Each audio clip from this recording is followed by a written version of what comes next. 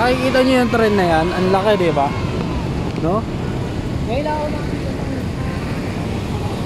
Ang nakikita nyo sa likuran ko is yung PNR na trend na ginagamit dito sa may Divisoria, dito sa may Tondo. Ngayon, sasakay din sana tayo ngayon dito, kaso nga lang, nare-renovate pa lang ngayon yung PNR. Hindi natin matatry.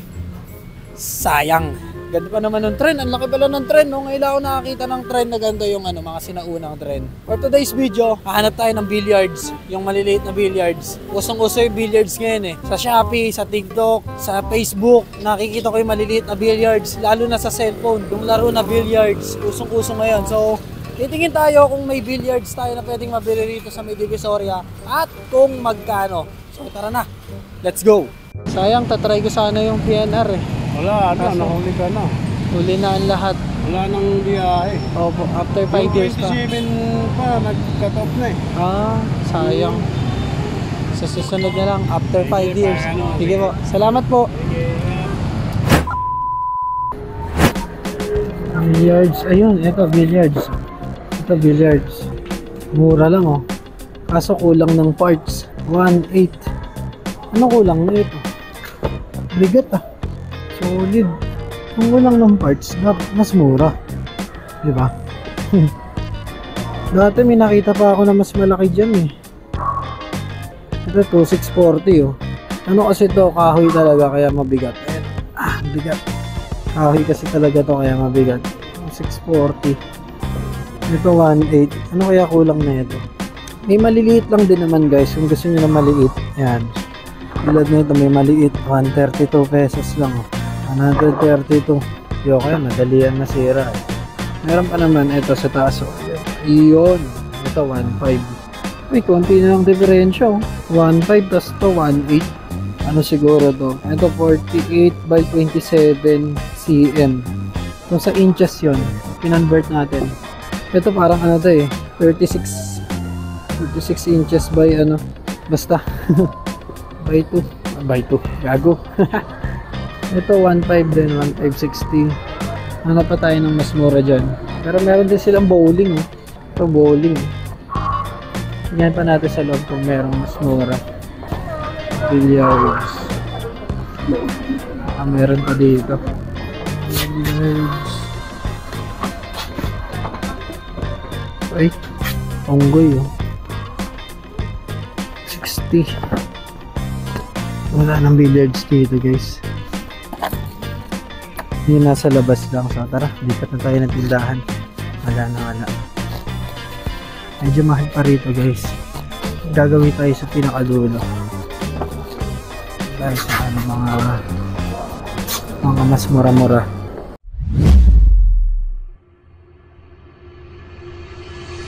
The next day.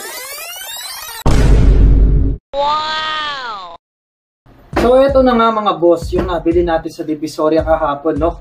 Yan, mukha siyang malaki pero ang ano lang naman nito, ang sukat nito is nasa 13.8 inches yung length niya, and then yung width niya is nasa 9 inches naman, at yung height niya is nasa 2.76 inches. So parang ito na yung pinakamura na mabibili natin na solid billiard na na mabigat, no? Yung iba kasi yung mga mura na billiards is made of plastic. Ito made of siya, wood pare. Kaya sobrang bigat niya, and then yung mga bola nito is solid. Pati yung tako niya, parang yung totoong tako, pero smaller version lang. Yan, kung ano yung nakikita nyo, yan, ganyan siya kahaba pare. Ang presyo nga pala nito guys, kung bibili nyo mismo doon, nasa 750 and 600 siya kung maramihan yung bibili nyo. Like kung 12 peraso yung bibili nyo, makakamenos kayo ng 150, pwede nyo siyang makuha ng 600 pesos. Pero kung isang piraso lang yung bibili nyo sa Divisoria, mabibili nyo to sa 750 pesos.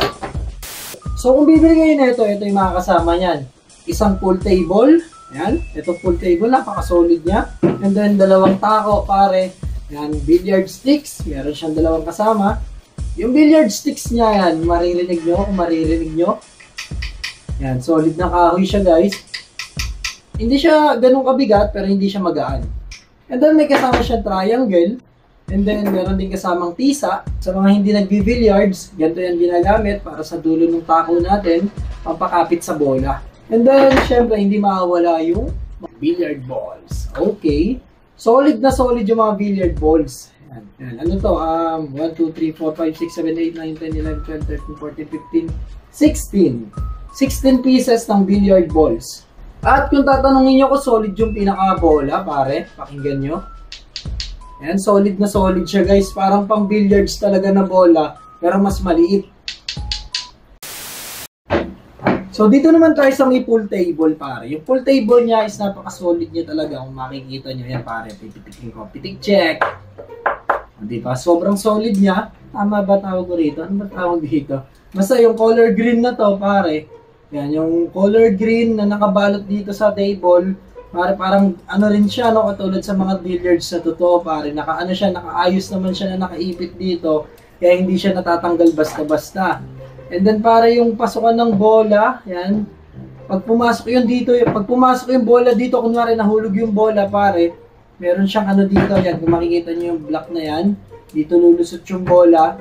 So meaning yan, hindi siya mapupunta kung saan-saan, dito lang siya sa loob. Ang paglalaro na ito sa lapag talaga, kunwari, pwedeng sa lapag, pwedeng sa lamesa. So, wala siyang kasamang stand. So, tingnan natin, no? Medyo malaki nga lang yung triangle niya, pare. Siguro, kung sa, ano, no, dapat medyo maliit lang siya. Siguro, mga half lang. Mga ganito, no? Feeling ko, nalaki ng bola niya. Lagyan natin yung mga bola dito. So, parang may kalakihan nga lang siya, guys, no? Yan, kung mapapansin nyo, sakot na sakot niya yung halos kalahati ng table. Pero ito naman guys, sa mga bata, solve na bata rito eh. Kasi alam niyo no, pag naglaro ang bata, larong bata lang naman. Yan, yan nga maliit lang to. Pero ang concern ko talaga dito is yung table lang talaga. Medyo, ay yung bola. Yung bola lang talaga, medyo malalaki pala siya, no? Siguro dapat pala ginamit nilang size ng bola dito. Yung pasinlaki ng Holland, pare.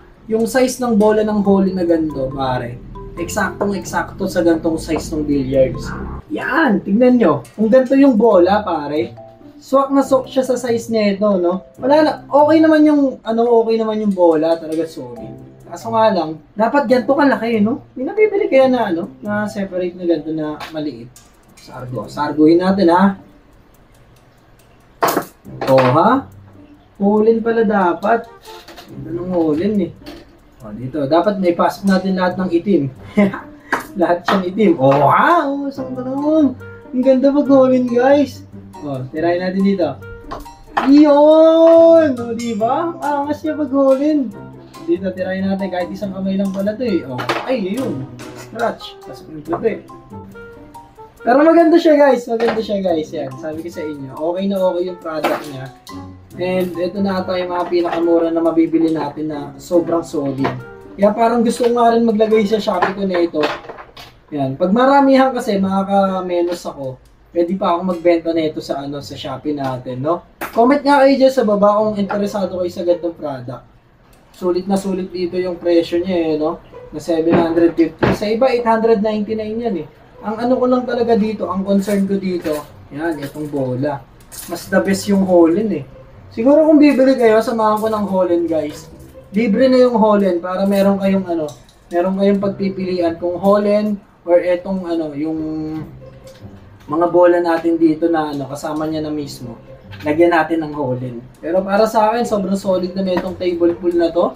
Yan, yung mga kasama niya, may kasama ng dalawang tako, may triangle, and then merong tisa. Wala nga lang kasamang Holland yan. Sa mga bibili, kasamahan ko na lang ng Holland tsaka sticker. Kuya Doc, oras na para gumawang reseta panuldok. Sa mga haters ko na puro mema itutok. Man sa aking bakal ay etyo puwera iputok.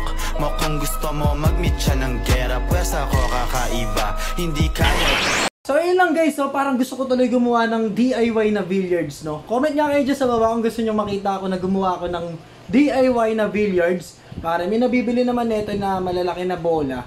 Siguro pwede na yun. Ay, hindi naman ganun kalakihan pala yung gagawin ko. Siguro itong bola na to pwede na to dun. So comment kayo dyan sa baba kung gusto nyo makita ako na gumawa ako ng DIY na billiards. Pero ito pare, solid na din to. Ito yung pinakamura na solid natin na pwedeng mabili. Yan, kahit saan pag nag-search kayo pag nag-search kayo sa mga pwede nyong bilan sa internet, ito yung ganito, makikita nyo kung magkano presyo niyan. tignan nyo na lang doon. Kung gusto nyo bumili sa akin, meron din naman.